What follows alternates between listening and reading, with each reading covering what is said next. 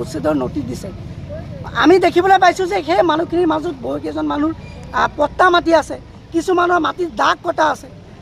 আচলতে কিছু জেগাত এনেকুৱা পট্টা মাটিত এই বন বিভাগে নটিচ দি আচলতে কি কৰিব বিচাৰিছে কি বুজাব বিচাৰিছে সবকা সাথ সবকা বিকাশৰ নামত সবকা বিনাশ কৰি আছে আজি আমি দেখিবলৈ পাইছোঁ যে এই যিসকল মানুহ ইয়াত আজি বহিছে প্ৰতিজন মানুহ বৈধ ভাৰতীয় মানুহ আৰু এই মানুহবিলাকক কেনেকৈ পুনৰ সংস্থাপনবিহীন উচ্ছেদৰ জানি কৰাৰ অধিকাৰ কোনে দিলে পট্টা মাটি এনেকৈ উচ্ছেদৰ জানি দিয়াৰ অধিকাৰ কোনে দিলে গতিকে যদি কোনোবাই বা হিমন্ত বিশ্ব শৰ্মাই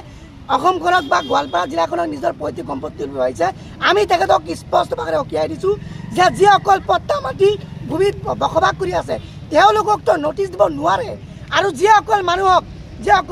মানুহ মানে দাগ কটা আছে বা ৰাজহুৱা গাঁও আছে এইবোৰত যিসকলে নটিচ দিছে এই নটিচবোৰ অতি সোনকালে প্ৰত্যাহাৰ কৰিব লাগে আৰু যিসকল মানুহৰ ভূমি নাই সেই মানুহবিলাকক অতি সোনকালে মাটি দিয়াৰ ব্যৱস্থা কৰিব লাগে অন্যথা কিন্তু আন্দোলন ইয়াতকৈ আৰু তীব্ৰ ৰূপে হ'ব